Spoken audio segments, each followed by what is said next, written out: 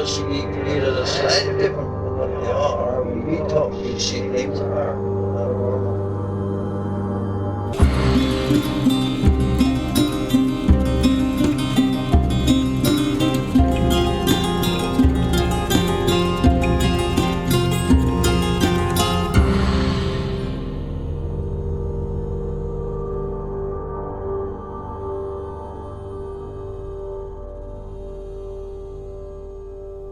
Welcome to Strange Familiars. How you doing, Alison? Pretty well, Tim. How are you doing? Very sad. I'm about to be a photo show widower. We don't usually have these shows happen almost in real time where you edit them and then they go up within 3 hours. I know. We could be very timely tonight. You're going to the New York photo show? Well, there's two of them. There's two. Are you going to both, though? Yeah. World traveler over here.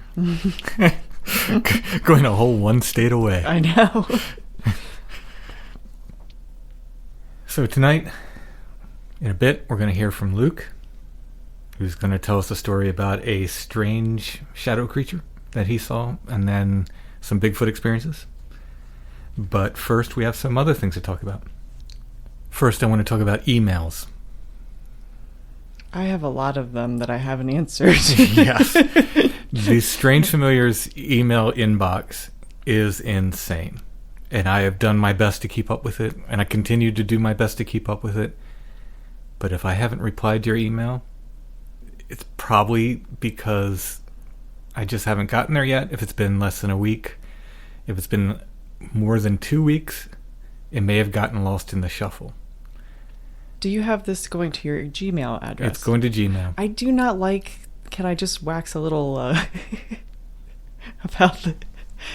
I don't like the new Gmail system where things that you really need to reply to get bumped in favor of the little prompts of, this happened 3 days ago, would you like to reply to it? To me, it's very confusing. Which is sometimes something you've already replied to. Yeah, they want you to reply to it again. So I know that I've lost at least a few things in that shuffle. So not as an excuse, but just as an explanation.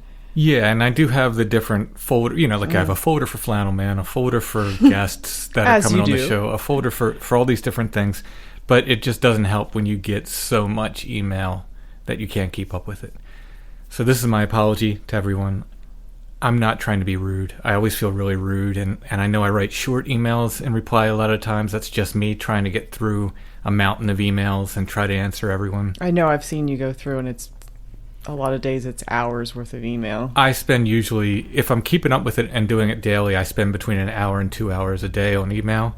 See, this is why we need to just go back to letters. I'll just tell everybody our post office box. It would be even worse. That would be even worse. Can you imagine writing individual letters? Yeah, but no. They don't arrive. They don't arrive as quickly. Like, you don't send one and then one arrives the next day. In any case, if you haven't heard from me, I'm not trying to be rude. If it's been a couple weeks, I do not mind reminders at all. I love reminders. I'm very fond of reminders. If you've sent me something and we talked about doing a show together, recording an interview, and I didn't get back to you, it's not because I don't want to interview you. It just got lost in the shuffle. If we've already done an interview and your show hasn't come out yet, it will. Don't worry about it.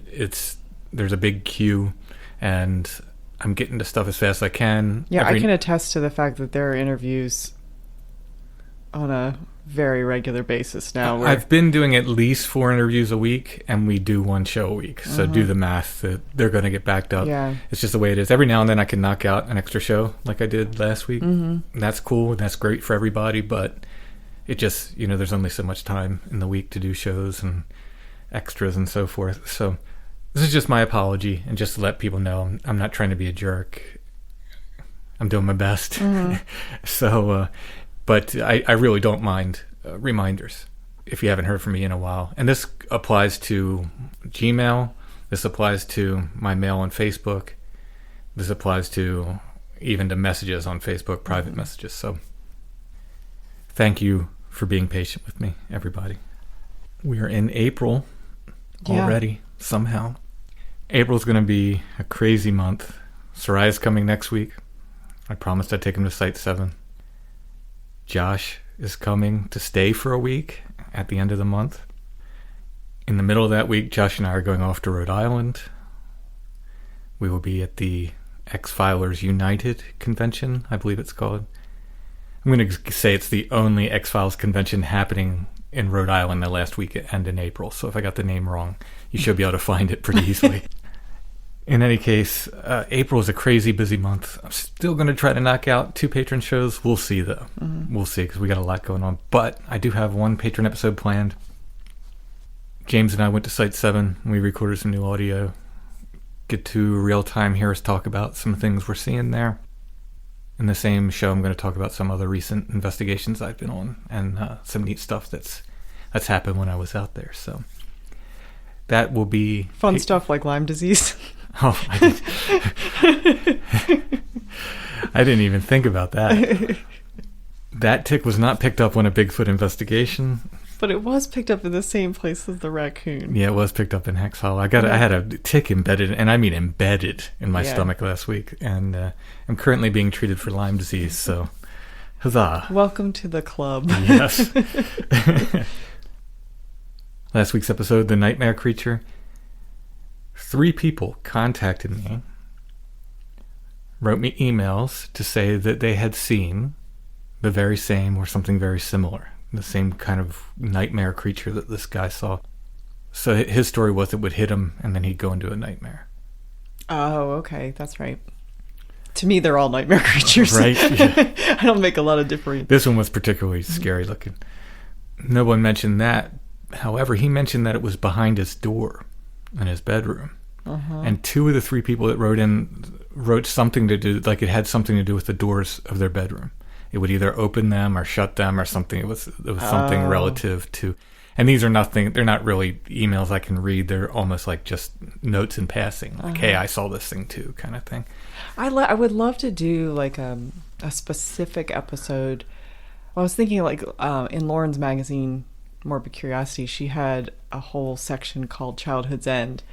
Mm-hmm. And it was all about, like that transition between childhood and adulthood. And I really think that time period as a child, before you really have a vocabulary for your fears and your anxiety, and people are giving them names and telling you where they come from, that whole world that you make up to describe your fears and the things that you have made real, that to me, that's a very, very potent time.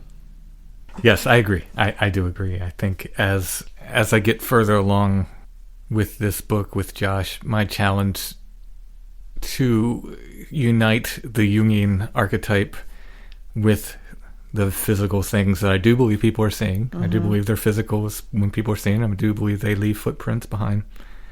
It's a huge challenge.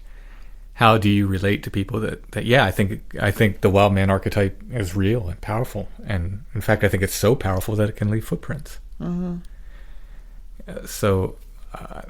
That playing with these ideas, and just because it's an archetype doesn't mean it's not real. Yeah, if anything, to me, I think it lends an air of credibility to it because it is part of. It's not a singular experience. Yeah, but people's thinking tends to be so binary. It's like the same. It's the same wrestling match I have with folklore. With people, when I say folklore, so many people think fiction, and folklore has been used by the cryptozoologists as a dismissive term for so long. Oh, that's just folklore, for so long, to dismiss the certain tales, and really when you just break down what folklore is, it's basically just non-academic anecdotal evidence passed between people. It's cryptid reports. I mean, it's the same thing. They've been whispered down the lane for a while, so they've gotten a little more fanciful. Mm-hmm. But what they're talking about is the same stuff. It's immediately dismissed because it doesn't follow that sort of analytical pseudoscience. Yeah.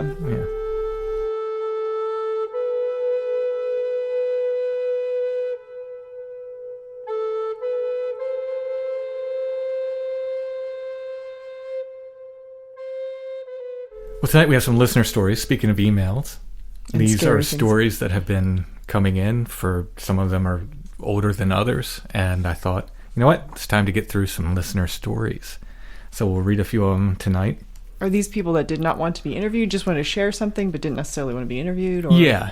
And these are a lot of non-Flannelman stories. I have listener stories of Flannelman, of people who didn't want to come on the show but wanted to tell their story. And we'll read those on a Flannelman show we got coming up. I don't know if it's going to be in the next few shows, but we got a cool Flannelman show coming up. And some really neat listener stories for Flannelman, as well as new interviews and stuff. But these are just random things that people sent in. So this first one comes from Brad. And he said, I wanted to share what I experienced in the year of 91. At the time, he was in a relationship that wasn't going so well, so he was wondering if the stress of the relationship played in to whatever he saw. But here's the story. I ended up sleeping in a separate room one night, and the room was dimly lit from outside streetlights. I woke up from sleeping badly that night again, and happened to notice the walls and ceilings start to create a dome-like shape above me, kind of caving in. Then, from the wall that my bed head was against, a woman emerged, about 4 feet above me. She was dressed in gray and black flowing, draping rags, and seemingly covered in wispy cobwebs, overflowing from her clothing, with long, flowing gray, unkempt hair, distinct blurred facial features, but not a happy face at the same time. I watched her inquisitively and watched her float above me, just staring at me. I was positive I was awake. I wasn't sleeping well, so I was up and down all night, every night, due to stress. I was kind of wondering what she was. Not really scared as such, but I was concerned. She was intriguing. I watched until she retraced back into the wall, and then the room resumed its normal shape slowly. This experience was quite interesting and not necessarily scary, but it's always been with me. That's just another, like, one of these weird bedtime invaders kind of thing. This listener wished to be anonymous, but is going by the letter K tonight. Some background. Basically, the barn and pasture sit in a bowl. A few acres of relatively flat land surrounded almost completely by a forested ridge that has an old logging path on the ridgetop that you can walk all the way around and be looking down on the road, the pasture, the barn, and the trees. January 17th, 2018 was probably one of the coldest days or nights of the last winter. It had snowed in the days prior, this is an important detail, and was supposed to get down to 8 to 9 degrees Fahrenheit. Because of this, the outside spigots were frozen, and I had to carry buckets of hot water from home down to the barn for my horse's mash and water tub. I usually do the barn chores alone, and if I had been alone, would have probably not even noticed all this happening. But that night, my fiancé drove the truck a few hundred yards from our home to the stable. I held onto the buckets of hot water in the back to keep them from sloshing out. He then sat in the truck while I went inside to do the chores. The buckets were heavy, and it was freezing, and I was getting flustered. When I got done, I hopped in the passenger seat and started to ask him why he didn't give me a hand. He stopped me right away and said it was because he had been watching the lights on the ridge the whole time, which he then pointed to. I looked to where he's pointing across the lower pasture to the small ridgeline behind it. He said there were 2 bright lights up there that had been moving back and forth while I was in the barn. I noticed them as well. They were maybe 50 to 100 feet apart from each other. We just sat there watching with the truck turned off, not saying a word. Sometimes neighbors will follow that old logging road up the ridge to hunt for raccoons, so we figured that's what it was. Nothing was really in season at the time as far as hunting goes, though, that I know of, not to mention it was bitterly cold that night, with snow on the ground, so whatever critters that may be active that time of year were likely bedded down. He told me that when I rolled the stall door shut and bolted it, that one of the lights looked like it swung around and focused on the barn below. We kept watching. It seemed like 2 people walking with flashlights. Our dogs even noticed them, and they started to chuff and growl. We had to hustle them into the truck because we were afraid they'd run up to investigate, all of which further made us believe people were walking up there. I texted my landlord, whose house is just next to the barn, that someone or multiple someones were up on the ridge, but he goes to bed at dark, so no reply. We watch for a few more minutes a little unsettled and then back out and start driving back to our place a few hundred yards up the road. I see the lights quickly start descending the ridge as we drive off, moving faster like whoever it was running or hurrying to get down the slope or something. I saw one of them rapidly approaching a flat little landing area in the trail on the ridge above us and then lost sight of them as we continued on to our place. The trail parallels the road and comes out at our house a couple hundred yards further down, so we were a little anxious and on the lookout for potentially armed strangers to come down the path since they'd have to walk straight by our house to continue along the other end of the trail. but we never saw anyone. Here's where it gets really weird. I drove down to feed the animals the next morning, and I parked exactly where we had been the night before. I looked out to where we saw the lights, and my stomach dropped. I realized the point at which we saw the lights in relation to the height of the trees had been skewed the night before because it was dark. We couldn't see where the ground of the ridge ended and the base of the trees started. In the light of day, looking at one specific tall tree that I had seen relative to the lights the night before, I realized that the ground was farther down than I thought, too far for a person to be traveling the ridge with a light on at that height. There couldn't have been people walking up there because the lights had been in the treetops. I still get cold chills thinking about this. So my landlord comes down a few minutes later, having seen my text, and he wants to walk the property and check it out. He and I hoof it up to the north slope behind his house, which is cleared for pasture and still covered in snow. Oddly, we see one boot print next to a poplar tree mid-slope behind his home, like a perfect man's cowboy boot. D-shaped heel with an angular, almost diamond-shaped sole. He even stuck his foot in it to compare. We didn't see any other defined prints, but the snow was disturbed from that area up to the tree line. We continued up the slope, walking the inside of this bowl through the trees and along the incline, looking for any sign of footprints. None. We get to the top of the ridge and get on the trail. The snow completely undisturbed, save for some rabbit tracks. No footprints leading to or from. None on the other side of the ridge either. No one been up there. We walked the trail down to the landing area where I saw the light quickly descending the ridge, all the way down to our house, and saw nothing on either side of the ridge that would indicate two people walking through pristine snow the night before. My landlord confessed to me later that day that about 25 years ago, before he built his current house next to the barn he was living in, his sister called him in the middle of the night panicked. She lived in the family home just downslope and was urging them to get out of the house immediately. She told him she saw lights hovering above his place. He said he was really frantic, so he went outside to see for himself, and he saw nothing whatsoever. That really freaked me out, especially considering what he had seen the night before, and now we lived in the very place he was telling us about. There were also a few days in the time leading up to this where my horse would stand in the bottom pasture and just stare up at the ridge, not moving except to follow the ridge with her head, like she could see something moving through the woods. She did this obsessively for days. It never happened before or since. I never saw anything that we could figure out. I didn't put much thought to it, but it was unusual behavior for her, and it made me wonder. We've since moved out of that home, but just moved into a house that is a stone's throw away, just over the ridge, and my horse will be living there again as of tomorrow, and I will definitely be updating if anything else happens. Those mystery lights. I'm endlessly fascinated with those. They're great symbols. I feel like it's from everyone sort of lost. From people lost in the woods or lost in their lives. You know, and they just accompany so many. I mean, from ghosts to UFOs to Bigfoot, it's always with the lights. It's just like they're just harbingers of other stuff, or they accompany it. I don't know. Well, symbolically, even just like the light at the end of the tunnel. Remember hauling water down on the farm for the cows? That's what she made me think of that. I know. As soon as she said, I was like, oh yeah, I hated that. The wintertime was the worst because you have to make a trail and get there to begin. Oh yeah, that's right. On the snow, I used to have to basically shovel a trail down to the barn so we could carry water and hold the buckets up over the snow.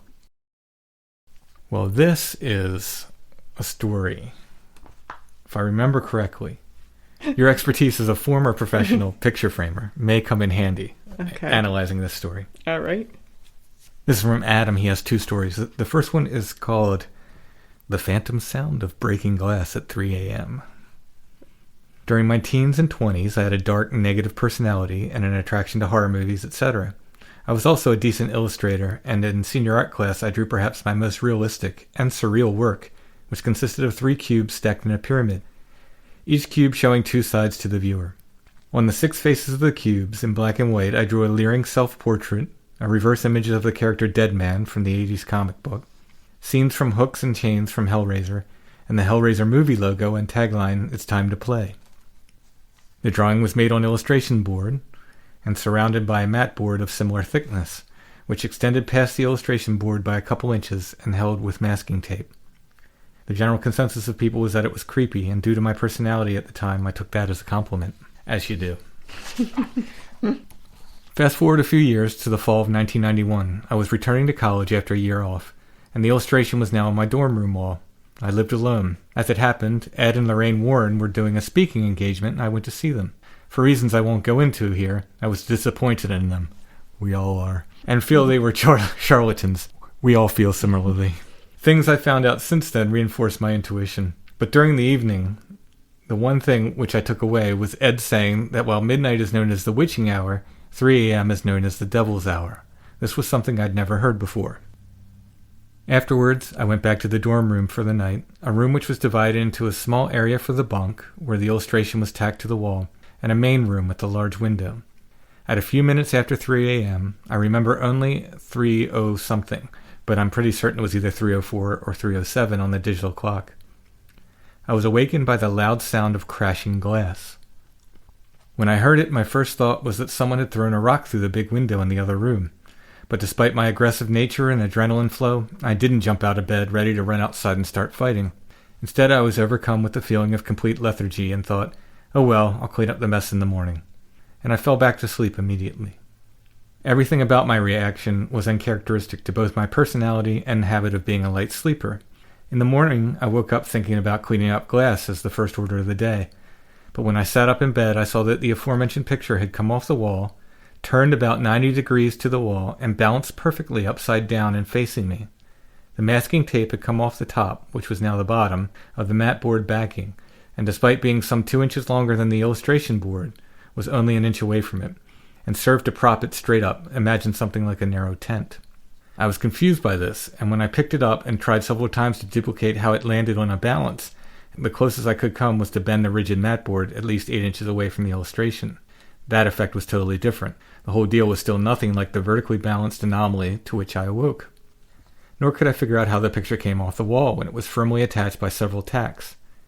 I don't recall now if the tacks were still in the wall. When I entered the main room, I was more shocked to find the window was completely intact. Neither dorm nor neighbor had heard anything during the night, despite the volume of what I heard. Now, if this seems too mundane, I ask anyone how many times in their own lives has the picture come off the wall and perfectly balanced itself, freestanding at an angle from the wall. I've never had any of the practical skeptics admit to it happening even once. I would say it's probably a pretty rare thing. Fast forward to September 2001. I found myself back at another college after many dropouts and living as a cellar dweller in an old house near the bad side of town where most of the college bars were. My sole decoration was a ghostly photo of a pyramidal adobe pueblo house common to the Southwest natives, with a turquoise door being the only colored object in the photo, and storm clouds in the background. The photo was again framed by the same type of mat board as the first illustration, and the same 2-inch or so gap between the sheets. My upstairs neighbor gave it to me because his girlfriend was creeped out by it, and naturally I was drawn to it. So one night I was awakened once again at either 3:04 or 3:07 to the loud sound of crashing plate glass. And once again, completely contrary to my nature and adrenaline, I thought, oh well, some late-night bar hoppers just came by the alley and kicked in my window, which was in my main room. I'll have to clean it up in the morning. And again I was overcome with such heavy sleepiness that I fell back onto the pillow. Awaking in the morning, I walked out of the bedroom and found the picture had come off the wall, inverted, and balanced itself on an impossibly narrow base, and facing me. Everything about the situation was identical to the first, including the absence of a broken window anywhere in the house. Upon seeing this, I was reminded of the first event. It was too much to process, and the first thing I wanted to do was tell someone. So I ran upstairs and started pounding on my friend's door, which he opened. Both he and his girlfriend were in a state of shock and tears. It was the morning of 9/11. They were watching the news on the TV. They weren't interested in my story. Later, however, he told me he hadn't heard anything in the night resembling the breaking of glass. These events have bothered me for years, and I think about and research them often, to the point where I stayed awake the night of 9/11, 2011, thinking there might be a 10-year cycle. While I've come to no real conclusions, I'd like to share some things that have come up. Much of this will only hold import to people who study the occult and sound like nonsense to others, but regardless of what a person believes and what really did or did not happen on 9/11, to occultists those numbers have magical significance. Also, to those who study the occult, they know that Hollywood, the music industry, and literature of sci-fi and fantasy genres are full of esoteric references to witchcraft, Kabbalah, Thelema, and Gnosticism. As such, the breaking of glass has an elusive significance, and bear with me if you think my examples are a stretch, because the amount of coincidence is too much to be just that. First, the surreal opening of James Bond's Skyfall has Bond breaking glass 3 times. Doctor Strange has the Doctor thrown through glass 3 times. Third time his levitation cloak is released. Same with Dark City, In Alice in Wonderland, Alice hears a phantom glass breaking 3 times in the March Hare's house just before Bill, or Will, the reptile, is rocketed out the chimney. One Undead movie spoof has the group getting high and breaking glass, and a character comments, "It's like the sound of angels clapping." And there are numerous other horror movies wherein glass is broken 3 times without being necessary to the plot. In music, there are many songs with these references, as well as to 3 a.m. Niccolo had the song "I Love the Sound of Breaking Glass" late into the night. Bowie's song "Breaking Glass" off the Low album mentions it. Bowie admitted he was into the Kabbalah, and he drew something awful on the floor, which either means the Kabbalah tree or sigil magic. And there's many others that for brevity I won't go into. Finally, when searching online, I found an article, "Waking to the Sound of Breaking Glass at 3 a.m., a total red herring, as it actually had nothing to do with either of those things, but instead talked about exploding head syndrome, wherein the sound that is heard is usually gunshots or door slams. Hence, my interest in Joshua's experiences that he alluded on Where Did the Road Go? The 3am phenomenon is not such a mystery to me, but any input on the phantom sound would be greatly appreciated. Oftentimes, your YouTube shows don't enable comments, so if my story merits telling on your podcast, kindly include my email address in case anyone has any input they would like to share with me." And then his email here is adamastra1970@gmail.com. That's ADAMDASTRA 1970@gmail.com. Odd that it happened 10 years apart. Yeah. The breaking glass, I mean, I think, I don't know anything about exploding head syndrome, but I would think that would fall in with that, you know? I mean, isn't that sort of just like a variant of sleep paralysis, like an auditory hallucination that's part of sleep paralysis? I mean, I think it's related, you know what I mean? But the really odd thing is the picture to be balanced, like both times. That had to have been shocking to see, you know, when you come out and it's like, whoa. To happen once, like, that's weird, but to happen 2 times in conjunction with the sound of breaking glass is particularly odd. I'd be curious to see how the glass was broken. In the pictures. Yeah, I don't know if he had glass on the pictures. Rereading it, I thought they were framed and they came down, but rereading it, I think they might have just been matted pictures that came down. Oh, okay. Yeah. All right, because I've seen a lot of broken glass. And yes, I do have comments turned off on YouTube, and I refuse to turn them on again until YouTube monetizes my account. They turn me down for monetization because of quote-unquote unoriginal content, which I don't even understand because the entire podcast from the ground up is built original. And the logo, the artwork, mixing, editing, everything except the voices you hear, which aren't my voice, is done by me. Like, literally everything. We silkscreen our own t-shirts. Like, there is nothing about this podcast that is... We didn't build the computers that we... Yeah, exactly. Right. Yeah. I didn't write the program that I do the editing on. But other than that, I don't understand YouTube. So one of my protests is to not allow comments until they let me monetize, and to put up the shows. The shows go up about 3 days later on YouTube than when everybody else gets them. You can get them from iTunes or Stitcher, wherever you get them, a lot faster than YouTube. So... I don't know what to do about that. When YouTube lets me monetize, I'll turn on the comments. Otherwise, I'm not spending any time looking at comments or anything. I'm not spending any more time with YouTube than I have to. They need to explain to me why I can't monetize before I'll... Yeah, it's more of like, at this point, just a service to people who can't get it otherwise. You know? Yeah, exactly. Yeah. Or people who prefer to listen that way. Although if you are listening on YouTube, you're missing shows. So you want to try to figure out a podcatcher of some sort, because... any of those extra shows that I do for everyone. I'm not even talking about patron shows. The extra shows I do for everyone, I'm not putting on YouTube. Those are just going to be on iTunes and Stitcher and, of course, strangefamiliars.com. Adam has another story, and I'll let you read that. It's a little bit shorter. I'm happy for any story that involved Bowie and breaking glass. Yeah, as far as all those references to breaking glass, I mean, I don't know. I think breaking glass is a powerful symbol. You know what I mean? Yeah. So I think it would come up a lot. I don't know that it's specifically an occult thing. I would think it's one of those sort of powerful symbols that's embedded in symbolism, whether it's occult symbolism or dream symbolism or whatever. Yeah, I remember one that you did a long time ago. It was with like crows or something breaking through glass that you did. Oh, an illustration I did. Yeah, an illustration. In fact, I don't know if it's still there, but in college I'd done a mural. It was the whole wall. It was just breaking glass. The entire mural was like... Yeah, I'm just thinking, like, kind of anecdotally about other times, but, like, even the beginning of, like, The Breakfast Club, right after they show the Bowie quote, it's breaking glass and the movie starts. So anyway, this is called The Chinese Ghost. This is Adam's other story he sent in. In the winter of 2006, I taught at a college in China, and during the winter break I was left alone in the staff housing, a large concrete apartment building, with my girlfriend. One night as I gripped the doorknob to exit my shower room, there was a swift, violent punch to the other side of the door above neck level to me. It was severe enough to be felt in the knob and make the door shake, and loud enough to be heard by my girlfriend, who was in another part of the apartment, behind closed doors. It had a negative vibe to it, and it was unmistakable to anyone who's been chased around the house by an infuriated older brother. It was definitely a punch. On the other side of the door was a kitchen area with tall windows. One in particular I could never open because someone hammered a metal slug into the hook slot where there used to be a hinged latch. I told my girlfriend what happened, and she became distraught. Of course, I kept joking about it to her to further distress her, to the extent that she demanded I guard over her for days afterward during her showers. I owe props to the entity for that, but after a week or two, her courage returned and I was no longer invited to stand watch. In the interim, I thought a lot about the event. My only guess was that it was an angry ghost, and if it happened again, I would say hello, or ni hao in Chinese. Days later, but still during winter break, I was in bed reading with my head inches away from the bedroom door. My girlfriend was showering before bed, and we were again separated by 3 doors and a couple of rooms. There was a loud, violent punch or kick to the bedroom door, about head height to me as I lay there, and loud enough that my girlfriend heard it and called out.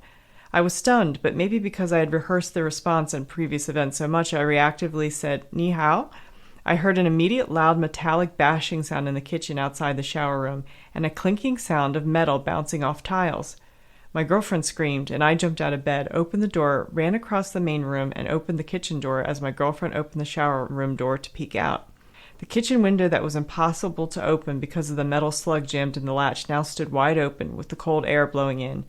I later found the slug under the counter behind a propane tank, and for the rest of the winter break I was back on guard duty. The worst part about paranormal experiences is the lack of closure.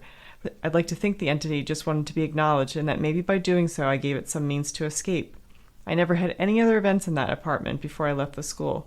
Thanks for the opportunity to share. I've got several other shorter anecdotal experiences of phantoms from my time in the Southwest. If you have any interest, please take care. Yes, we do have interest. Send them. If I didn't reply, that might be one of those emails I didn't reply to. So we do have interest in those other stories. Please send them along.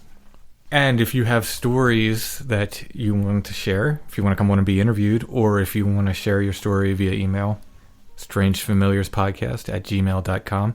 If you're sending in a story you want us to read, just make a note of that and note that it's okay for us to read it and whether you want us to use your name or just your first name or whatever it is.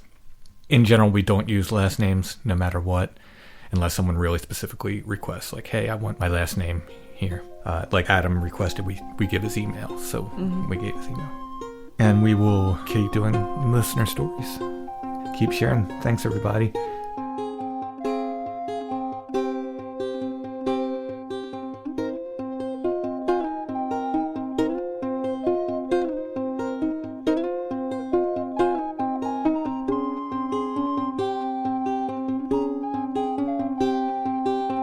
Of course, we have to thank most of all The patrons? our dear patrons, without whom we could not do Strange Familiars. Strange Familiars is brought to you by our patrons.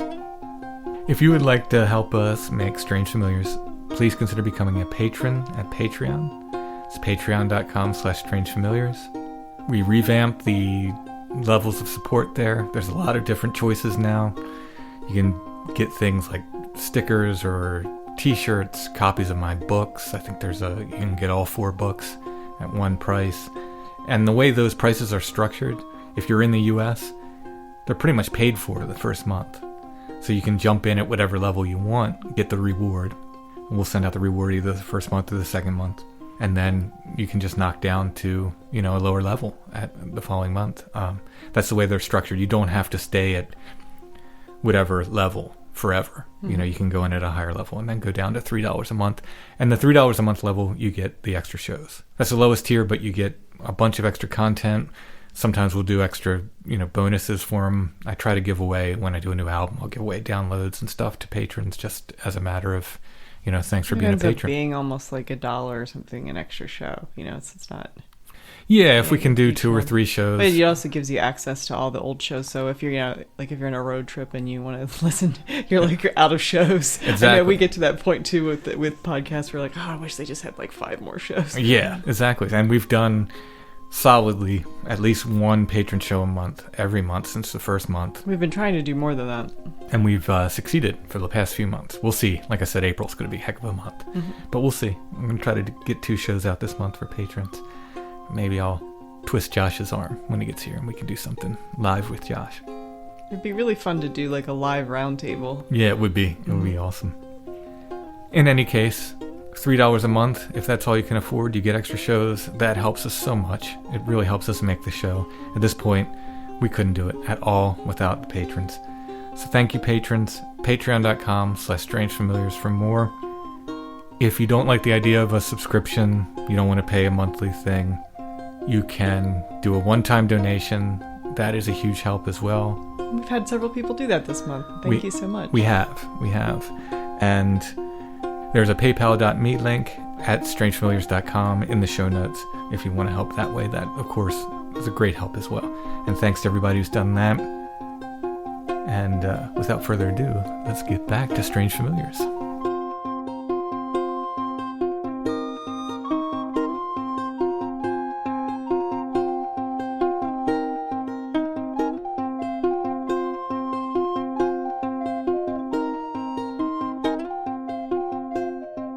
Now we're going to get to Luke, our interview with Luke, who has a story about a shadow figure with a jackal head, which he's calling kind of an Anubis type figure that he saw. And then a bunch of experiences he's had on Bigfoot investigations, and he sent us a lot of audio to share. So I'm going to incorporate the audio in Luke's interview. Some of the clips I play 2 or 3 times in a row, so you can hear what he's talking about and so forth. And he'll kind of describe what's going on in the clips and so forth. It's pretty neat. So we'll go to Luke and hear his stories.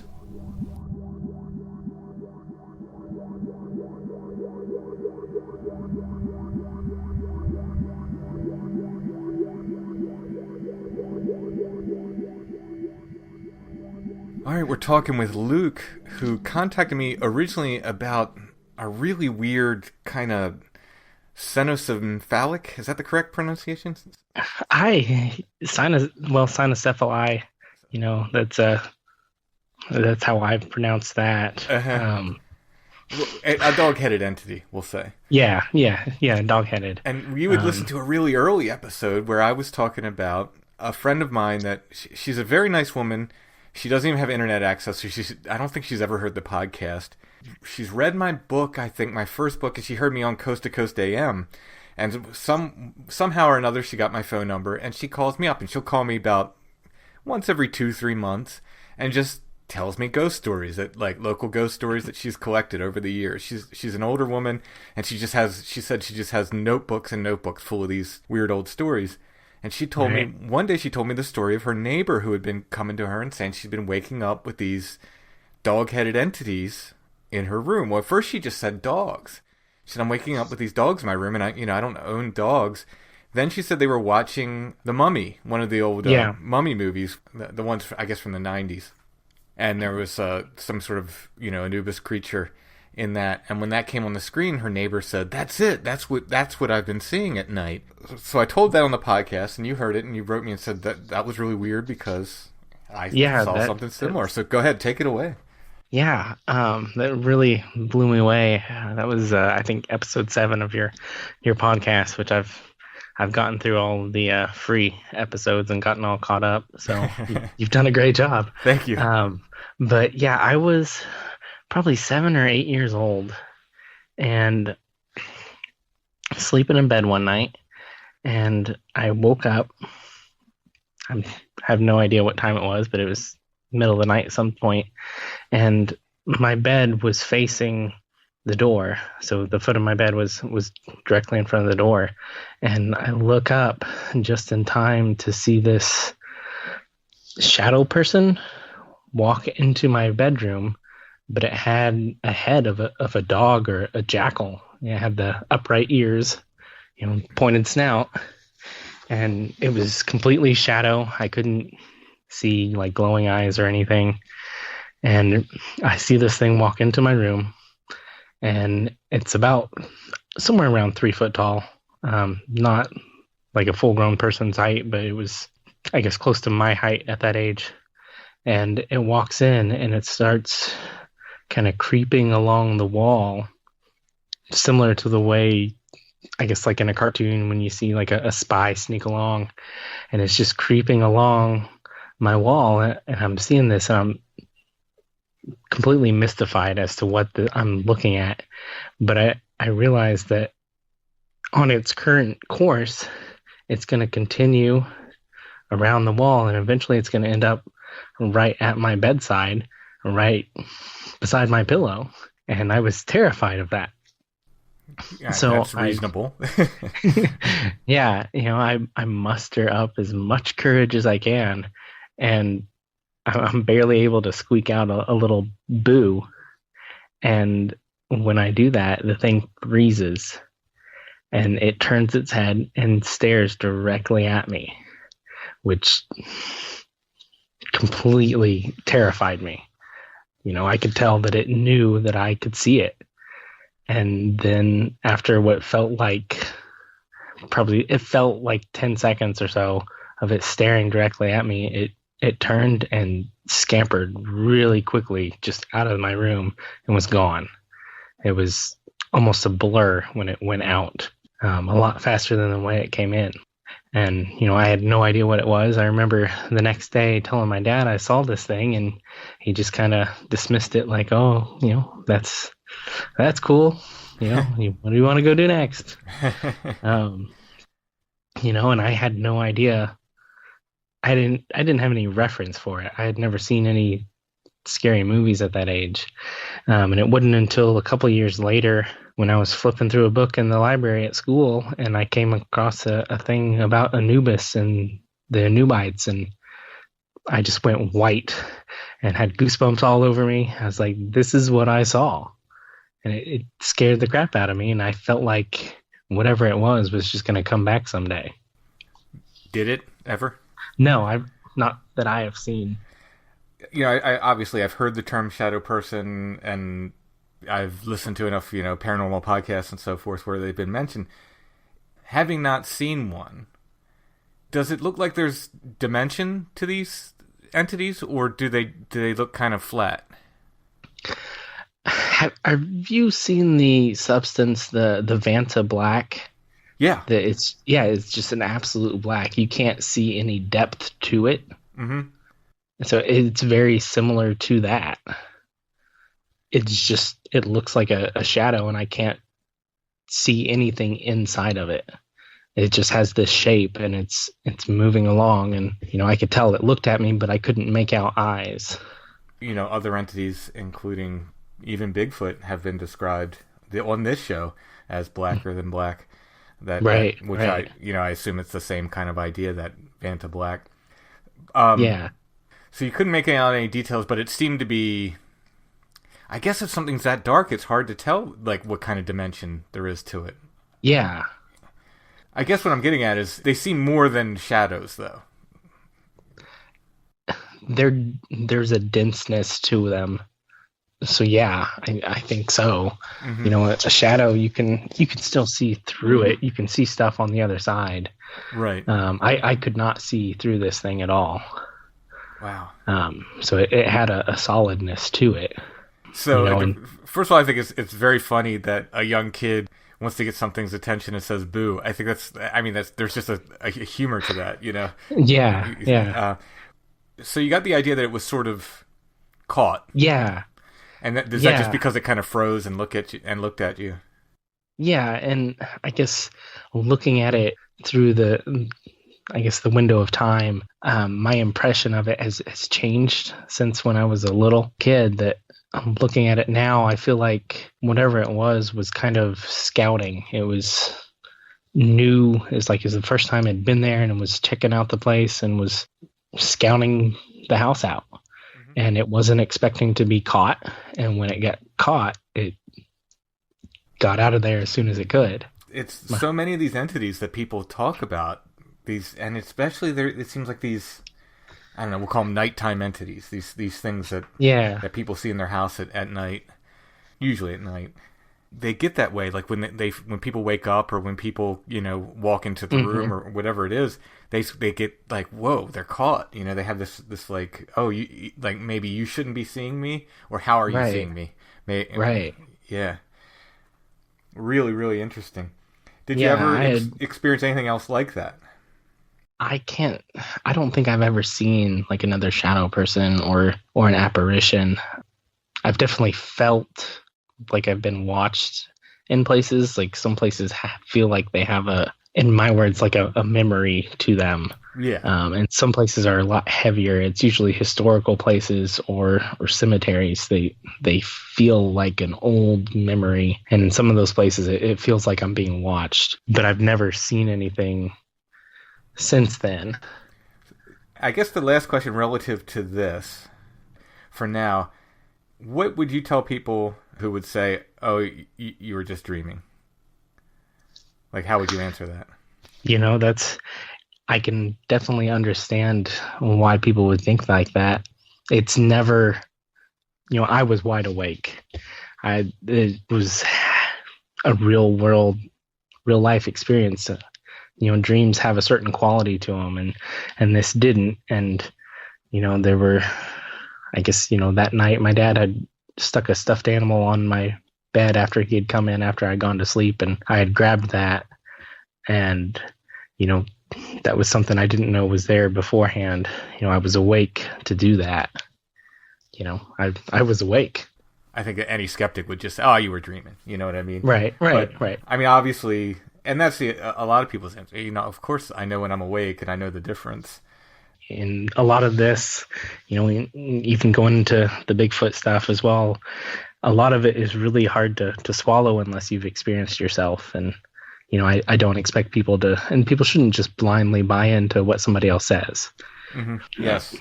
Well, speaking of Bigfoot, how did you get interested in that? That was kind of a lifelong interest. It's something I always thought was cool and would check out books in the library. But that interest just kind of came in and out throughout high school and college. It wasn't until after college that I really started paying attention to the number of reports that were out there. And then I began to see more and more popping up in Indiana, which is where I'm from, and thought, I've looked into this and heard enough stories out there for myself. I'd like to actually look into it and see if there's anything to it. And if there's anything here in Indiana, people are saying there is, so let's go check it out. And I was pretty skeptical. And this was 2016 when I went out for the first time. And I went out with a coworker who was also pretty interested in it, and he had the same mentality that he thought it was pretty cool. And the worst case, we're just going to get out and have a good hike, so no loss there. And so that's what we did. We picked a spot a couple hours south, southern Indiana, and took the day and went out hiking.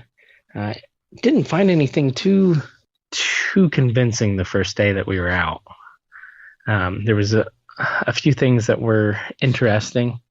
We did come across a teepee structure. Actually, I think we came across 2 or 3 of them, and they were running right along the edge of private property. And it seemed like it was a marker, kind of denoting that property line. Yeah, which was interesting. Have you ever? I looked at them, but I didn't really go up and mess with them until recently. Have you ever kind of pulled on them and messed with the teepee structures? I've been advised not to. I've got a friend who's been doing this. Who I ran into. He's been doing it for like 40 years. His name's Jay Stewart. If anybody wants to look him up, he's got a website, indianasasquatch.com. But he said that he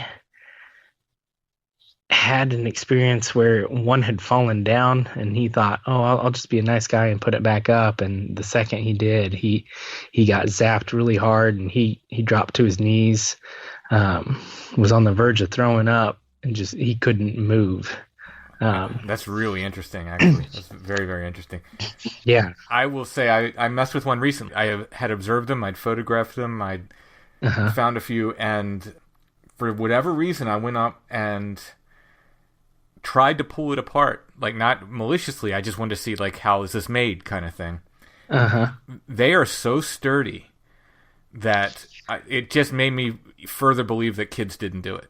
As I look at it and I'm pulling on it and I'm looking at the way this thing is woven together and sort of wedged and locked in. If I pulled really hard, I probably could have pulled it apart. That wasn't my goal. I just wanted to, like I said, see how it was constructed. Right. The construction's really solid on those. Yeah, I've seen some really intricate stuff, and that again, that just having looked at that, I went, yeah, I don't believe a kid did this. I just don't. Yeah. I don't believe it's a kid messing around. It's too sturdy. It's very, very, very interesting. Right. Yeah, I found one that was one of the most impressive ones that I found. It was about 20 feet up, using full-size trees. That there was, I think, 5 trees all leaning together in a really intricate way. 2 of them were upside down, and then it had kind of a lock on it, where the whole thing was being held up by one stick that was wedged into another live tree. Mm-hmm. It was the one I saw used the pressure of the live tree with a wedge, another stick wedged in to sort of, and I mean, it's quite ingenious, really. Yeah. Yeah. And I've seen that a couple times on smaller scales as well. But, it's a lot of stuff that when you really look at it, there's no way it could have just fallen that way. Mm-hmm. Yeah, absolutely. They're very, very interesting. Mm-hmm. That's pretty much how I got into it. And I've got about 4 or 5 guys that I try and hook up with one of them about once a month and go out. We've gone over quite a few different parks in the state and looked around and seen what we could find. That was pretty much how we got into it. So you sent me a number of recordings. Yeah. And these are from 2017 and 2018. Okay, so somewhat recently. And what do you want to start with? Let's see. 2017 is when I went ahead and bought an audio recorder, because we had gone out and we'd had some interesting things happen, and it was just killing me to not have that audio of these experiences. And so I went ahead and bought a recorder, and I just start it when we start our hike and stop it when we get back. And I've caught a couple things that are interesting. Yeah, I'll never go out again. The one day my son and I got screamed at for maybe 5 minutes. I don't know if it was screaming directly at us, but we were there and there were screams. And I didn't have a recorder with me. I recorded it off my phone, and it just did not turn out well. And ever since then, I don't go into the woods without a recorder in my pocket. Yeah, that's crazy. I've not had that experience quite yet. If it happens, I'll definitely be ready to go. Let's see. I think that there's 2 things I wanted to talk about that happened in 2016, and that was before I got the audio, and that was really what kind of launched me into wanting to get the audio recorder, because the first time I went out with a coworker and everything was interesting, but there wasn't any, I guess, smoking gun, anything that was too convincing. And the second time I went out by myself, and I think I've gone out once since by myself. And it was enough of an experience to convince me that I probably shouldn't go out there by myself. Yeah, it can be a little creepy sometimes. Right.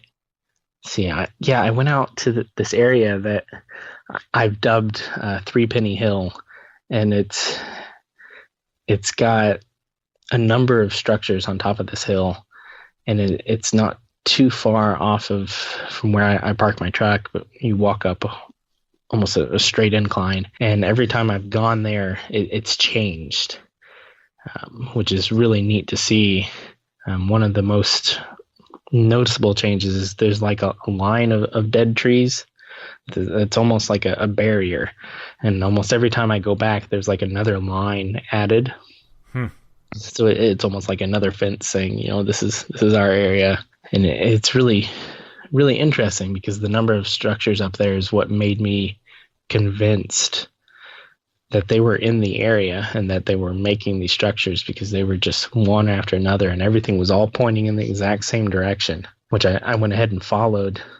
I decided to follow this line of structures and went up and down a hill. And after about an hour, I stopped and took a lunch break and was sitting on the side of a hill, and everything was calm. And I was thinking, I can take a nap here. I was very relaxed.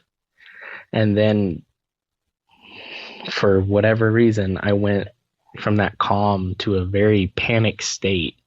I shot up and I reacted like I had heard a loud gunshot or something over the side of my head.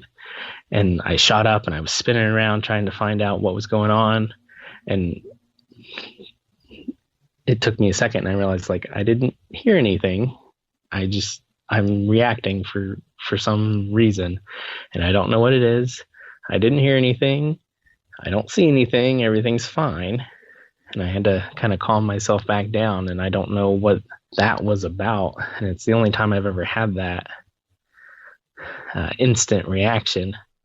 Did you proceed on after that, or did you decide? Yeah, I went ahead and I went on. I said, this is what I'm out here for. So let's see if anything happens. And I went on a little bit further, and I came to this area with a lot of younger growth. So it's a lot darker. There's a lot more small trees, and there were a lot of structures in there. And I'm walking up to it, and it just had a kind of a vibe to the area. And I went ahead and pulled out my camera because I'm like, this feels like different from any place I've been so far today. So if something's going to happen, I'm at least going to get it on camera. And on the camera, I'm talking myself through, and I'm like, this is what you're out here for. Let's see what happens. And I'm trying to convince myself to keep moving forward, because for whatever reason, that area really had me on edge. And, I guess one thing that was odd was, as I walked into it, there was a tree that was just shredded to bits.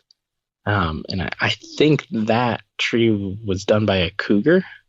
Mm-hmm. I know we have them in southern Indiana, but they're rare. But it looked very similar to that. Something had gone to town on this tree.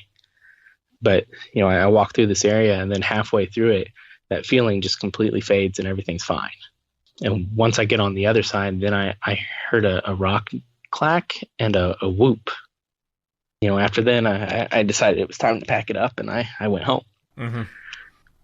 Yeah, and it wasn't until later that night that I realized, I was just kind of going off adrenaline. But as I kind of replayed it later that night, I realized I was a little bit terrified sitting out there by myself walking through that area. Yeah. And it all just kind of hit later on. So that's what you decided to carry an audio recorder. Yeah, that one. And there was another incident that I was with a friend, and it was probably one of the weirder things that we've had happen out there. We were walking along. We had just come over the top of a hill, and there was an old logging service road, and we had just started to walk down it, and there was an impression on the path that kind of looked like a footprint. And so we paused, and I bent down to get a closer look at it and to maybe take a picture. And right when we did that, something jumped up about 30 yards from us, and it jumped up out of the bushes, and we heard it take 3 steps, and then it stopped. It was boom, boom, boom, nothing. And so we looked at each other, and we're like, what was that? Because if it was a deer, it would have just kept going, and they would have snorted and gone off. So we're ruling out deer, but there's still a bunch of other options. And so we start moving towards it. and it does the same thing. It jumps up, takes 3 steps, and stops. But we both catch a glimpse of it this time, and we see brown fur, and it's something that is either on all fours or it's hunched over, and it's a lot larger than a coyote would be. But we still can't make out an overall shape. We just saw brown fur. And so it stopped twice on us. So we move forward again, and we're not seeing anything. And we get past to where we heard it stop the second time, and we're separating a little bit to see if one of us can kick it up and actually get a look at it. And we hear a huff. It was kind of a growly huff. And it was further in front of us. And we both look at each other and we're like, did you hear that? And I'm recording on my camera, and you can get a little bit of it, but it's really hard to make out. And we're walking over most of the sounds as we're walking through. And so we pause, and at that time I hear something behind me get up and walk across the service road that we had just left. And then it starts tapping on a tree, which is then answered by a tap in front of us. Oh. And for about 5 minutes, we hear these light taps going back and forth. And about then, the birds start going crazy. They're doing a big predator response, alarm call. And we're walking around trying to see if we can't find them, find whatever's making these knocks, and we can't. After about 10 minutes, it stops. And so we come back together and we're like, that was weird, but what was that? Because coyotes don't knock on trees. Right. And so I went ahead and I knocked on a tree, and it knocked back. And it did that about 3 times. And then it just went quiet and was completely done. You think you walked past, like, without seeing it? Whatever you scared up originally. Yeah, I think it either went up a tree and we didn't see it, or it laid down on its belly and was underneath a bush. Because this was July and it was really thick, so you can't see real far. But whatever it was, it wasn't huge, but it was definitely larger than a dog or a coyote. What we had seen, it was probably the top of it was around 3 foot off the ground, and just brown fur, and knocking on trees. So there's not a whole lot of things that could be. Yeah. But that's what really prompted me into the audio. And so then we started recording, and then, 2017, I guess we can get into the audio now. That's all right. I have one. It's a monkey noise, and then you hear something moving through and breaking branches. This was taken overnight. I was camping with my wife and another guy that I go out, Brian. Then we go out and do some hiking, and I left my audio recorder on overnight, and I get this what sounds like a monkey, and then breaking of sticks. All right, let me go ahead and play that.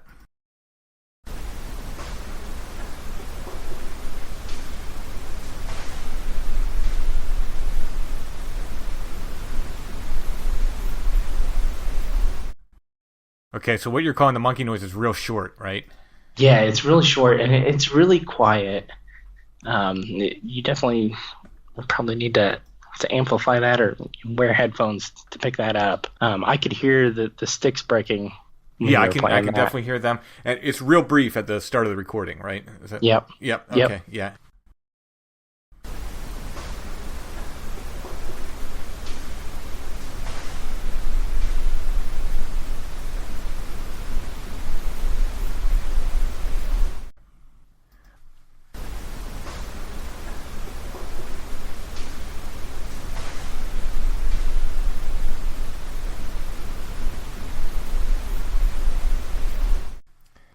let's see here. There's a walk kind of sound that Okay. is, that one could be it could be a deer.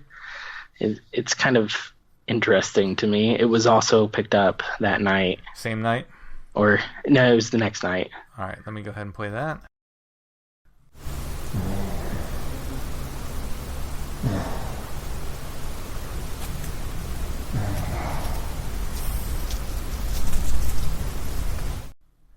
Yeah, that's interesting. Do you have elk in the area?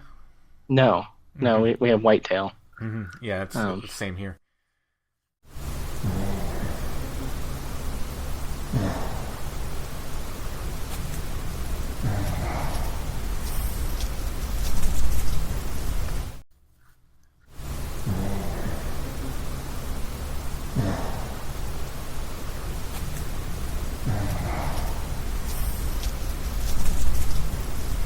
So I'm not sure. The same with the next audio is kind of I called it goat roar.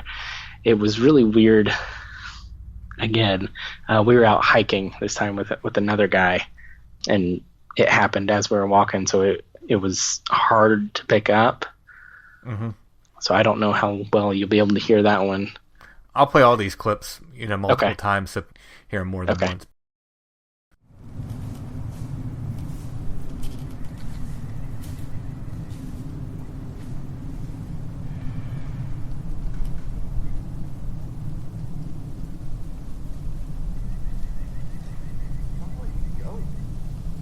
I heard that.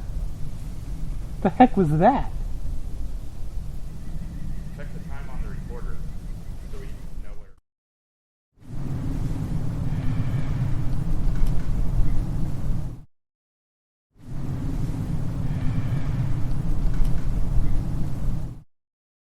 Well, I hear it. Okay. I'm not saying that that's like a Bigfoot. I don't know what it is. It's hard to tell. Maybe somebody will hear it and know what it is. I think the rest of these are a bit better. Left the Trail Knocking was in August of 2017. And me and a guy, we were walking, and we had gotten on a trail for a short period of time, and right as we left it, we started getting knocks. And they're pretty close to us. And as we come up to where we see the tree where it's coming from, as we get up to the tree, we hear something run off. I don't think it running off was caught on the recorder, but you can definitely hear the knocks as we come up to it. Did you hear that? Yeah, I did.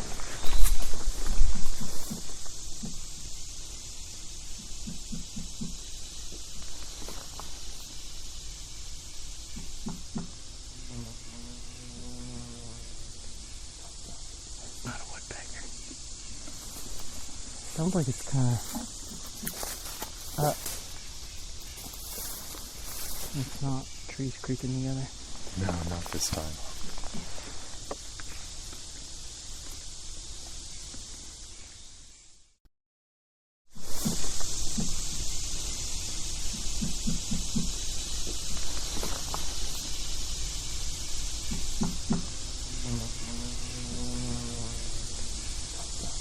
Not a woodpecker.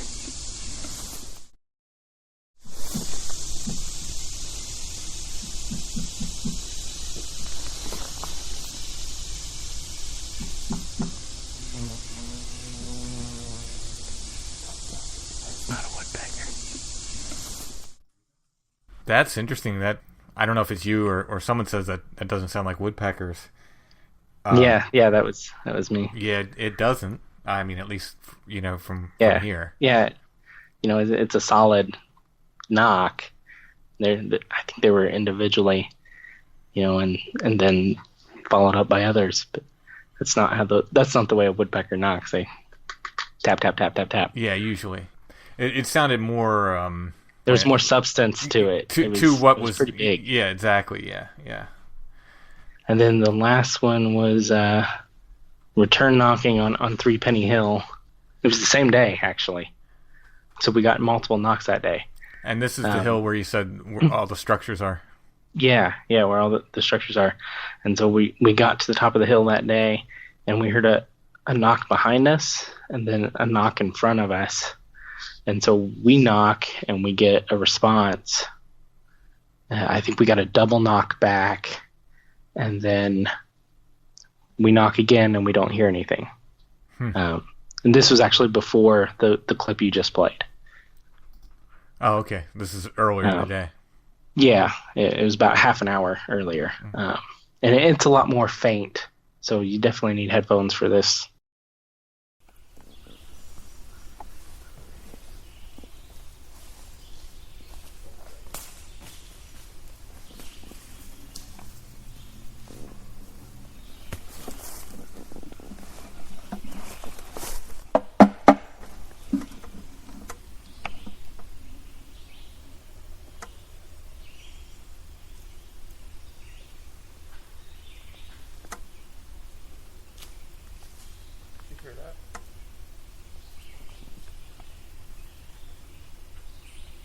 I didn't hear that. I thought I heard one from down there.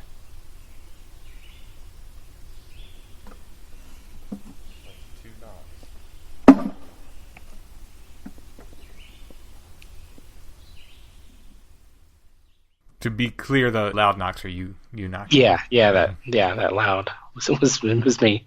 Yeah, and so that was 2017, and then the 2018, the audio is better. All right, we can walk right into it. Okay, this is all this audio is from 2 days back to back. So explaining this first one, it's Brian and Jay's encounter.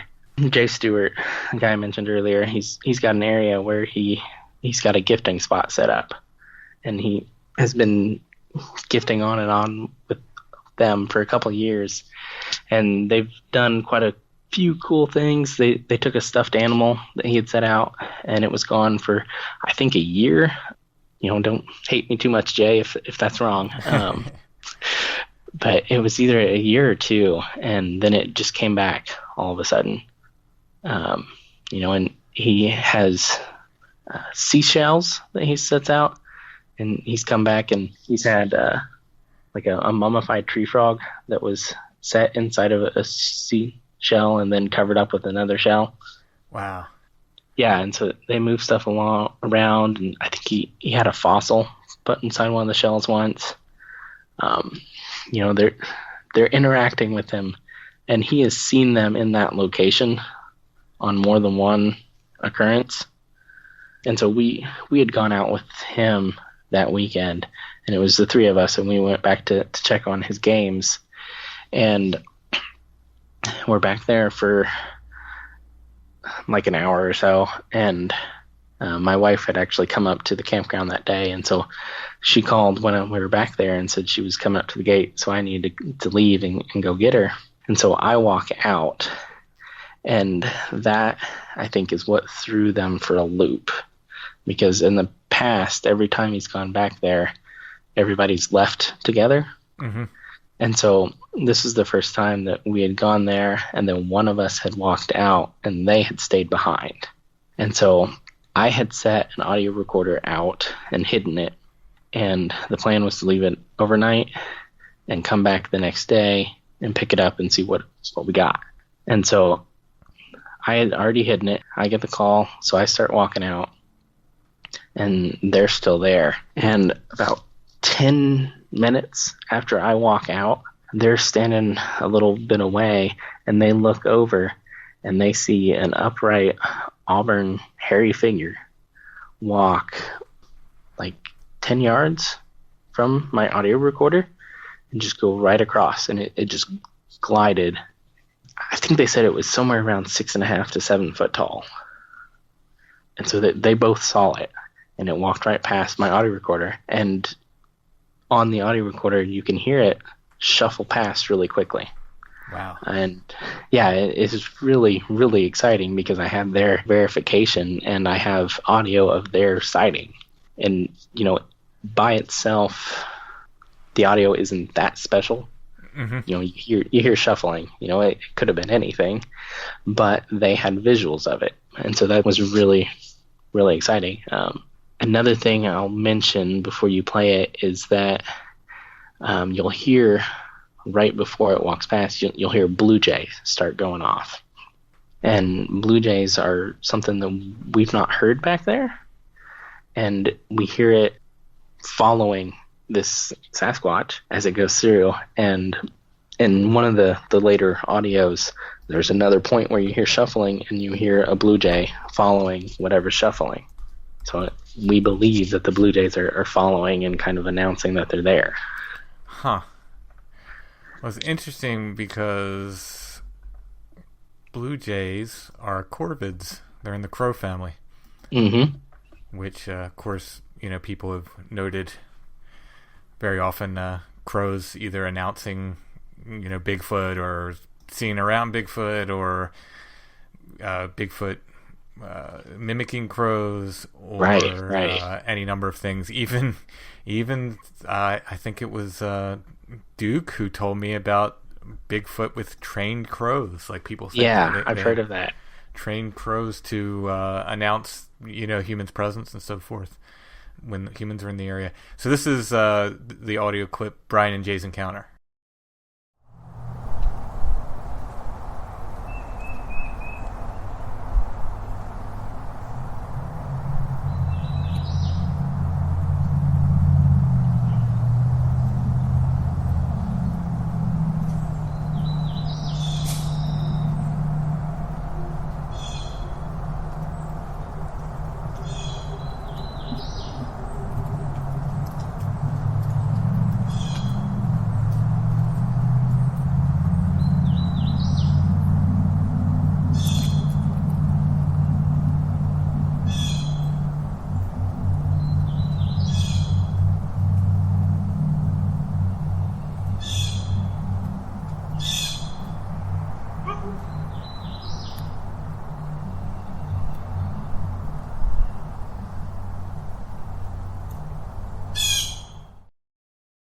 First of all, you must be somewhat near a road.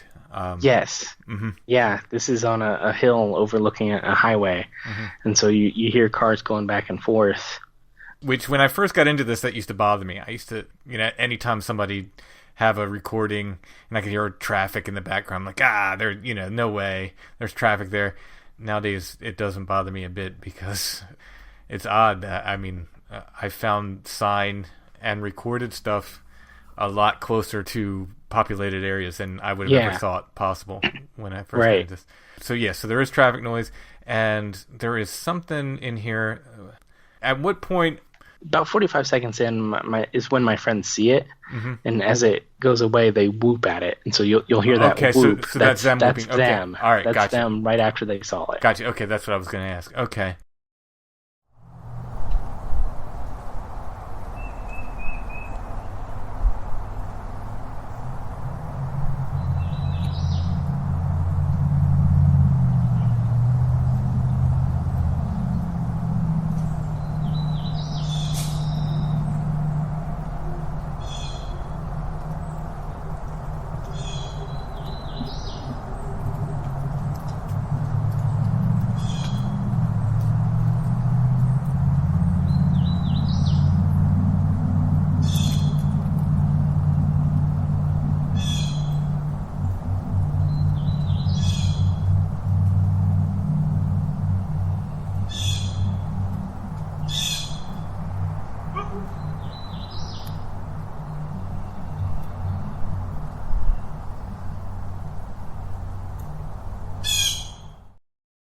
And I might hear something else in the background there. I'm gonna play with that one and see if I can bring something up. It might just be like a harmonic resonance kind of thing, but I tried to reduce the background noise on this one a little bit. Oh, okay, that might be what I'm hearing then. Do you use what kind of noise reduction? I used Audacity. Okay, all right. Yeah, that might be what I'm picking up on, because sometimes even when I do it, it's you're at the mercy of the programs a lot of times. Yeah, and it'll create artifacts that sound right. Right. I can send you the original, if that would help you tinker with it a little bit. I mean, if that's okay. I'm just playing it through one more time so I can, with that in mind. And, okay, I think I'm hearing the noise reduction. It's like a woo, like like Yeah, it's sounds also like really windy. sounds up like a there. tube. When you know, like those kids' toys when they just be a plastic tube. You could spin around and they go woo. You know, Yeah, it sounds like that, but that could be an artifact of the noise reduction. right. Then on to the next one was later that night. We'd come back after dark, and it was the first time I think that he's been back that far after dark. He's walked down this old road to get there before, and he's had a few things happen to him. But it's the first time he'd been in that gifting area after dark. And 9 minutes before we get there, there's a couple knocks. About 8 seconds in, there's a series of knocks. 16 seconds, there's a single. And then around 30 seconds, there's some movement. And then at the end, there's a final knock. And this is all... So this is a recorder you had left there. Yeah, this is the recorder I'd left. And, as we're walking back, 9 minutes is probably about the time we would have left this old road. And so that's when these knocks start.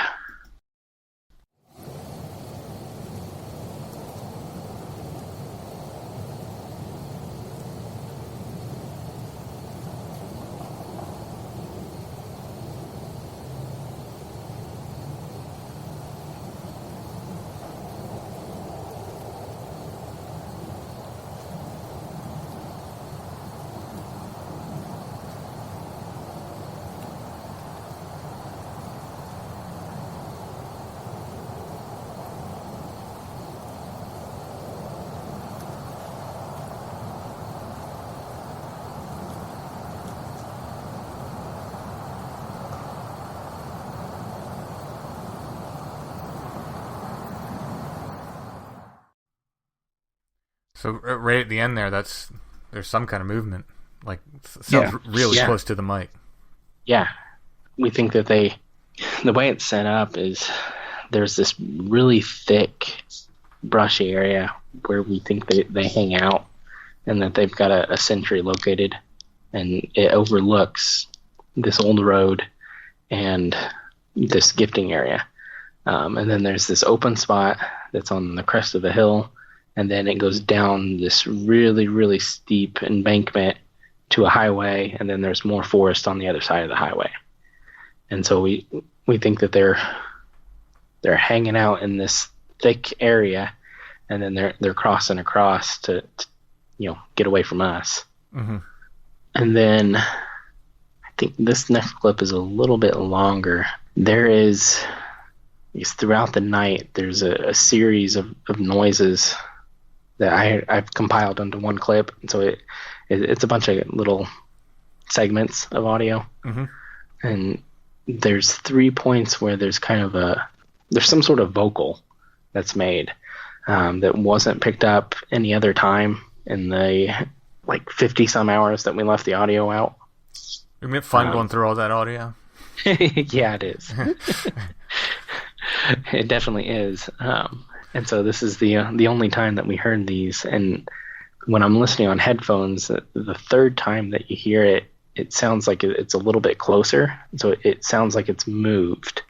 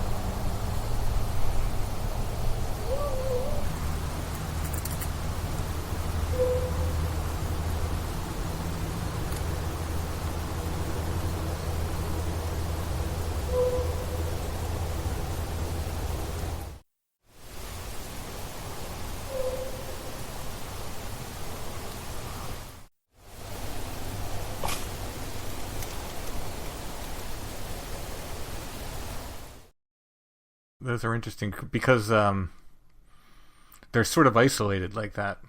Mm-hmm. Yeah, we've gotten similar stuff at Site 7, where it's just one out of nowhere, just, whatever.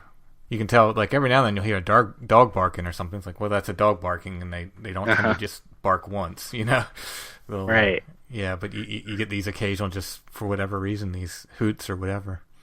Right. And if we had heard it periodically throughout the day, I would have to make an assumption that it had something to do with the cars going over the highway. Mm-hmm. We didn't hear it at all during the day, and only 3 times during the whole night. And cars are going over that highway constantly. So I know it's not them, and it's the same noise as repeated. Right. Then the last clip here is the very next day, was in that morning before we got back out there to get the recorder. There's some more walking and stick breakings, and you hear a blue jay following it again.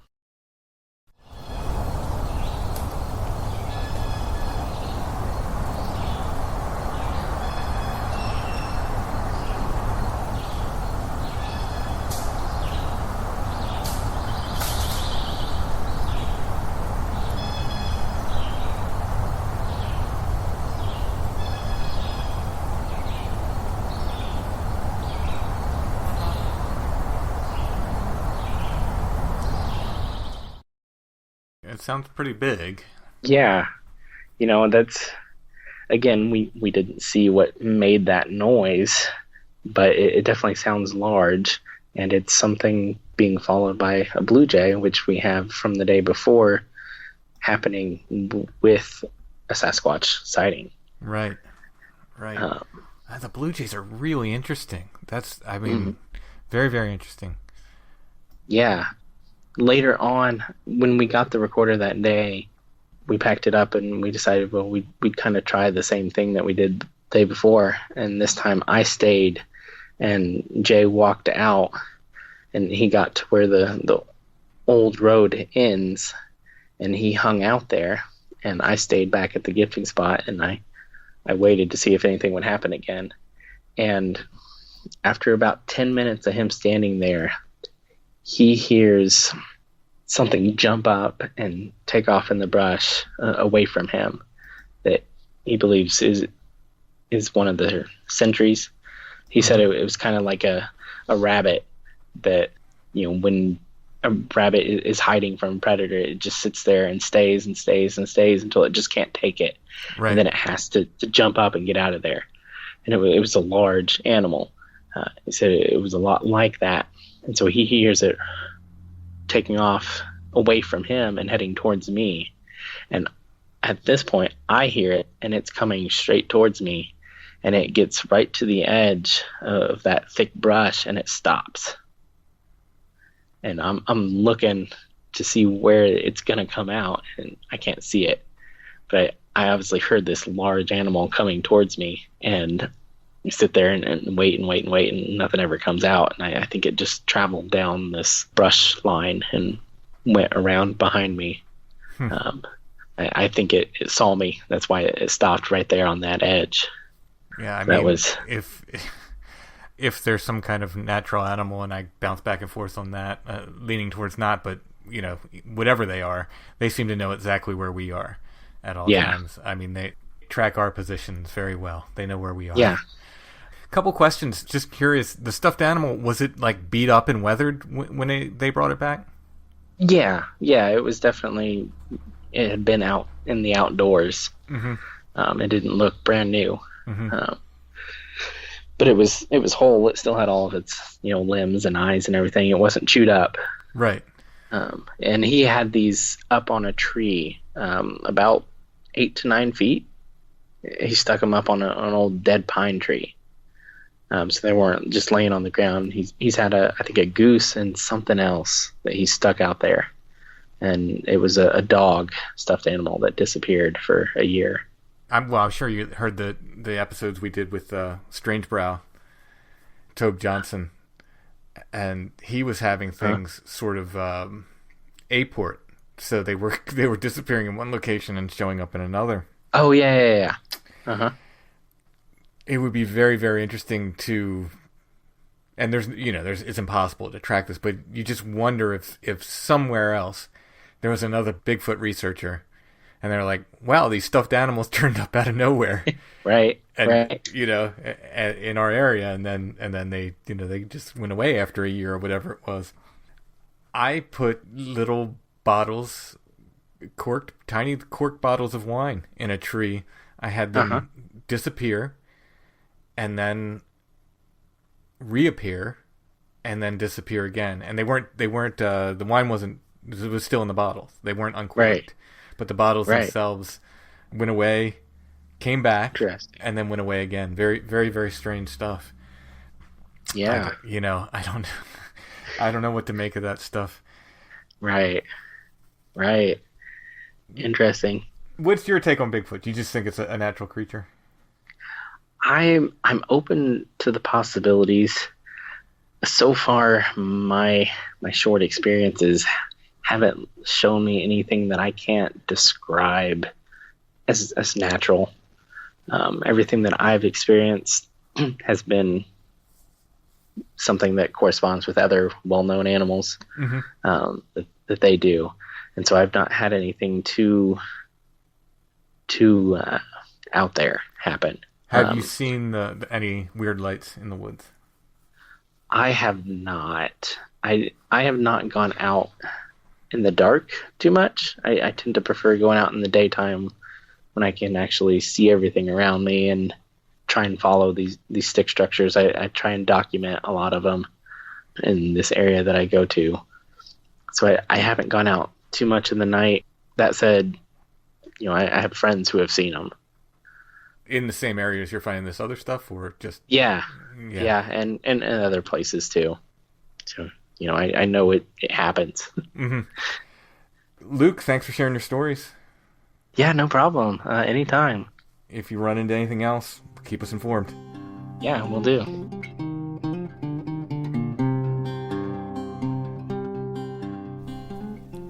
Thanks for listening, everybody.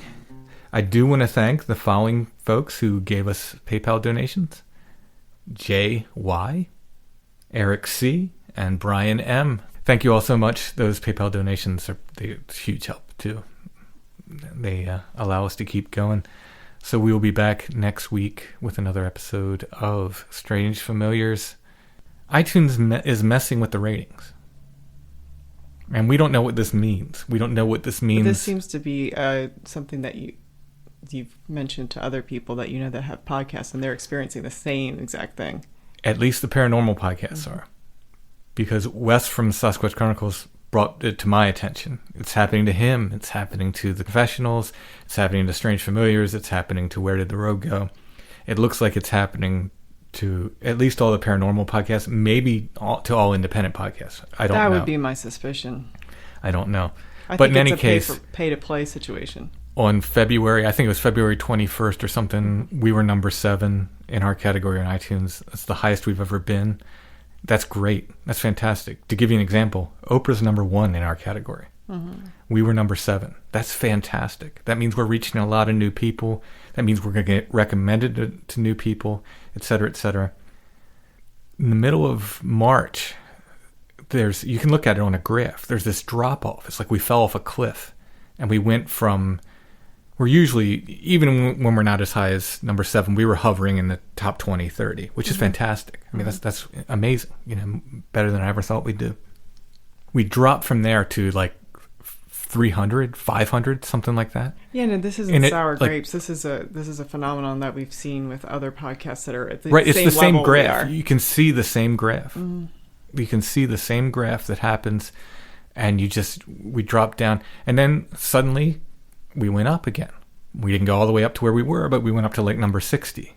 But meanwhile, haven't you said that a lot of podcasts associated with former networks are getting a lot of placement suddenly? Yeah, I see a lot of, in podcast apps, the things that are recommended to me suddenly are not independent podcasts. They're suddenly everything from NPR, from ABC, from iHeartRadio, from Comedy Central, et cetera, from big media companies.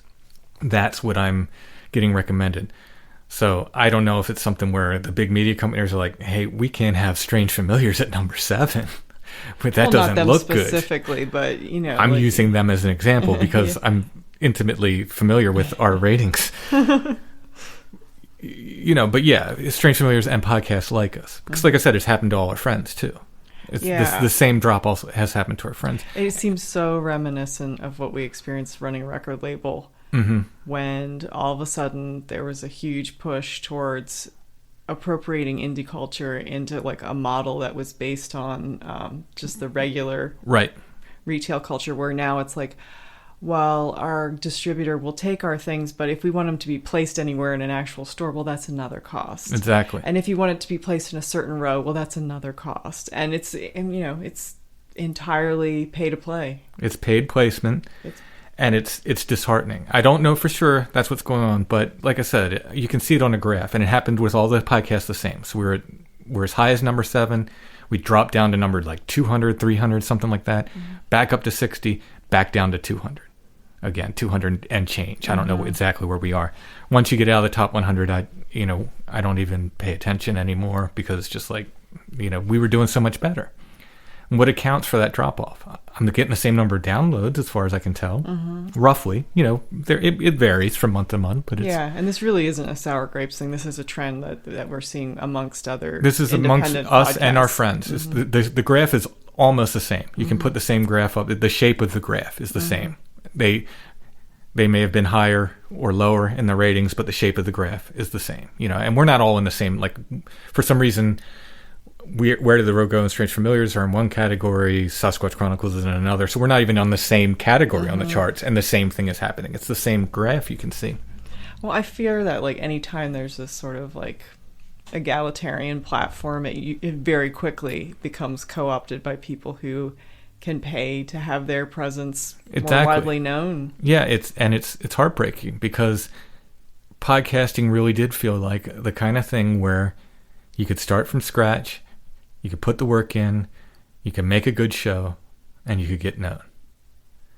Yeah, and it's an uphill battle, but it's a hill you can climb. Keep plugging away, and that's what Soraya told me when I started. Because I was disheartened a few times in the first year. I was like, man, I don't know if I want to continue. And Soraya said, just keep at it. It's going to grow. It's going to get better. And he was right. He was right. And that's what I'm afraid is going to stop. And a lot of people say, well, ratings don't matter. Well, they don't, and they do. They do in as much as if you're higher rated, you're going to get recommended to more people and you get more new listeners. So, yeah, ego-wise, do they matter? No, it doesn't matter to me whether my podcast is number 1 or number 800. That's an ego thing. But as far as getting in front of new people, which is something that would help us a lot, the more ears we get, the more support we get, the more potential patrons we get, the more potential for show sponsors we get. So that would help us a heck of a lot. And that's where I'm worried about it hurting us. If it doesn't hurt us, if we keep growing, as we have been growing, then the number truly doesn't matter. That's that. No big deal. Well, I think the lesson here is the same as the lesson that, we often talk about this, that we learned from punk rock, and that is just do it anyway. Well, yeah. Yeah, I love doing it. I'm going to keep plugging away at it. But it's just a frustrating thing because, like I said, it really felt like it was a level playing field in as much as... I think it was a level playing field because it wasn't on the radar of bigger companies. Oh, yeah, I think... They're scrambling now because they realize this is a platform that's getting a lot more interest. I think they realize they can make some money at it, and that people's listening habits, like people's viewing habits with TV has changed. People don't really tune in to watch shows anymore. They stream them when they want to. I think people are doing the same thing with radio and podcasts now. And the big media people realized it, and now they're looking for a way to dominate the field. And if it's going to be paid placement... Yeah, they have the money. Yeah, they've got the money to do it, and we do not. We absolutely do not. We're struggling, to keep going. But in any case, we're going to keep plugging away, keep making shows, and thanks to everybody who does listen. Patrons, non-patrons, everybody. Thank you for listening. Yeah, because we have the same amount of listeners regardless of... Hopefully. Yeah. I mean, hopefully the rating doesn't affect the listeners. That's what I'm worried about. So hopefully, but at least everybody who's subscribed to us, if you've subscribed to us via iTunes or whatever, it shouldn't matter what the rating is. We should keep keep coming at you. And somebody said something about the iTunes ratings or something, that they're worried about family-friendly shows. Well, our show's absolutely family-friendly. When people cuss, I bleep it. There's been 2 episodes in the history of the podcast, I think episode 49 and 50, that I marked as adult because Clint and I went off the rails and, let a few bad words fly here and there. But otherwise, every episode has been, what I consider family-friendly. I always wanted something... I mean, you can talk about adult topics without, making something that you have to ask your kids to leave the room. Now, some of our stuff is scary and, probably wouldn't be the best for real young kids. But, for the most part, I wanted to make something that you wouldn't have to ask your kids to leave the room, when you were listening to. Yeah, because if we were allowed to swear, this would be an entirely different podcast.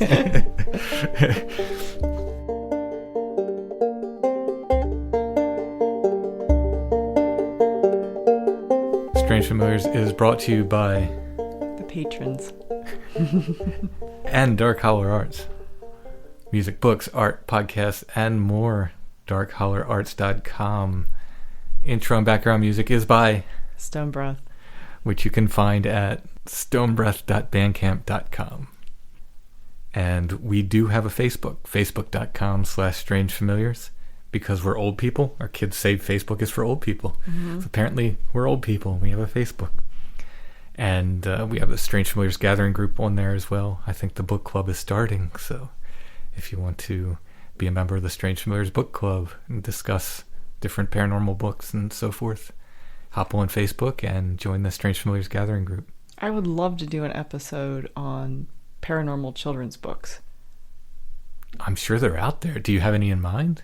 Or you mean children's books which show paranormal things? Yes. I know where you're going. I know. You're going to your Headless Cupid book, right? Yeah. Well, it was the jackal thing that reminded me, because one of my favorite books of hers was called The Egypt Game, and I became obsessed with everything Egypt when I was a kid. Now, was that specifically paranormal stuff, or was it more like mystery solving kind of? No, it was paranormal stuff, because The Headless Cupid's about a ghost. Oh, okay. Very cool. And what was that author's name? Zilpa Keatley Snyder. Is she still alive? No, she died just a few years ago, but I remember you had corresponded with her. Yeah, I'd corresponded with her for a time, and she gave me her home number, and because I'm timid and afraid of everything, I never called her. I wish I had. I disliked talking on the phone before the podcast. Interviewing people time after time after time has beaten that out of me, where now I don't, it's nothing. I don't mind. I'll call pretty much anybody. But before then, I was the same way. I didn't want to call. I remember Clive Palmer, one of my favorite musicians, had given me his phone number. I never called him. I had the number for Daryl Adams' wife after he died. Daryl Adams, another one of my favorite banjo players, had her number that someone had given me and said, she's the nicest person in the world. Call her and talk to her. I know, and I just didn't. All these couldn't. missed opportunities. Yeah, and now my favorite children's author, she's passed away, and that chance is gone. It's a good lesson, and seizing the day, and anytime you get an opportunity to, I don't think anybody minds a thank you or some gratitude. I don't think anyone's a big enough star where they're like, I don't. Yeah, and I think it's people like that, they don't hear as much. I mean, she might hear from young kids, or she probably did when she initially published the books. Anymore, yeah, and the books were popular in the late 60s through the early 80s. So yeah, anymore she probably doesn't hear from anybody, or didn't. And it's probably a lovely thing to hear from somebody every now and then. Oh, speaking of pop culture and fiction, someone recommended a movie to me, which I rented and watched last night, called Border. It's roughly about changelings in Sweden. It's pretty amazing. Really, really neat movie. I really enjoyed it. Speaking of movies, I wanted to talk about, wasn't there an Ingmar Bergman movie that we watched called Hour of the Wolf? Yes. Something like that. That kind of has a lot of similar themes to what we were talking about before about that hour. Isn't it between 3 and 4 where they say a lot of people are born and die? Yes. Yeah. Our kids were born within that hour. They were. On New Year's Eve. Yep. Janus, facing forward and facing backwards, as Austin Spare said. And wasn't he born the day before? I think so, yeah. But he had no twin. He didn't. That I know of. He had to manifest it. He did, spiritually. In any case, we should do it like a fiction show at some point and talk about all that kind of stuff. Because I think that does inform your... Oh, there's your definitely take on the paranormal. There's a pop culture sort of undercurrent that goes on. Like Josh wrote his book on changelings, and now there's, I wouldn't say a flood of changeling movies, but there's changeling movies now. And I don't think they read his book and made a movie, because these movies are coming out, his book concurrent. Yeah, essentially they would have had to been making them pretty much at the same time he's writing his book. So there's this sort of current running through pop culture that sort of echoes these movements. And I found the same thing with the Bigfoot book we're writing. Like some of the stuff, even some of the more obscure, weirder stuff, has these sort of echoes in pop culture that we're finding that's just really, really interesting. Even which cryptid is popular at a particular time. Yeah. Although, I mean, we're specifically writing about Bigfoot, and he's always the king of cryptids, essentially. He's always been the most popular. Or even maybe like what paranormal experience is popular and how it takes form. I think of the 90s as being like a real alien kind of time. Yeah. Yeah, and I think of the 50s as being a real alien kind of time. Isn't it curious how in those kind of boom times, 50s and 90s, times where they're financially prosperous, we look to these sort of futuristic... I think you definitely have a point there. You need to write that book. Because I'm not going to write that one. I still got... Josh announced on Twitter, this is the longest ending to a show we've ever done. We're into another show at this point, but we might as well just go for it. If you've hung on this long, think of all this bonus content you've gotten. Now you know not to turn off when we say Strange Familiars is brought to you by. Josh announced on Twitter that he's finished his chapters for our book, which is fantastic. Yeah, no pressure. Yeah, right. I'm like, Josh, I got like 4 more chapters to write. Don't be announcing anything. Might I mention that his kids need a lot more help right now than ours do. I know, but Josh doesn't do a podcast. Kind of does, I guess. He's just a guest on every other podcast. In any case, the book is coming along very well. I'm very excited for it. I can't wait for people to read it. But that's another show for another day. All right, if you hung on this long, thanks again. Thanks for listening to the bonus at the end. The bonus ramble. The hidden tracks. We'll talk to you guys next week.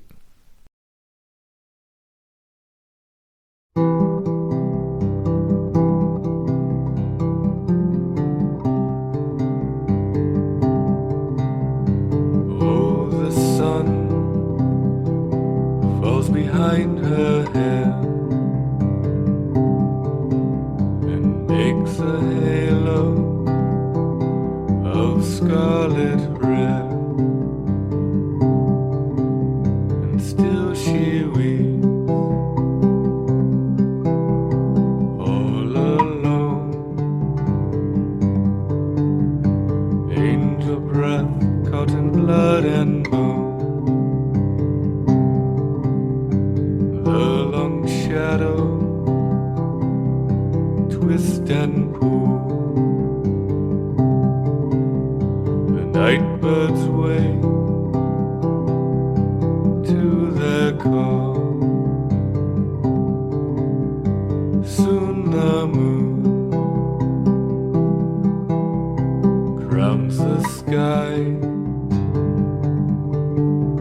Oh, little one, please do not cry. Someday you'll fly on white wing, free from the knot of fate's string, bright as a candle in the night. Oh, behold, blessed sight. Oh, tightest one they cannot steal. It is brightest which night reveals.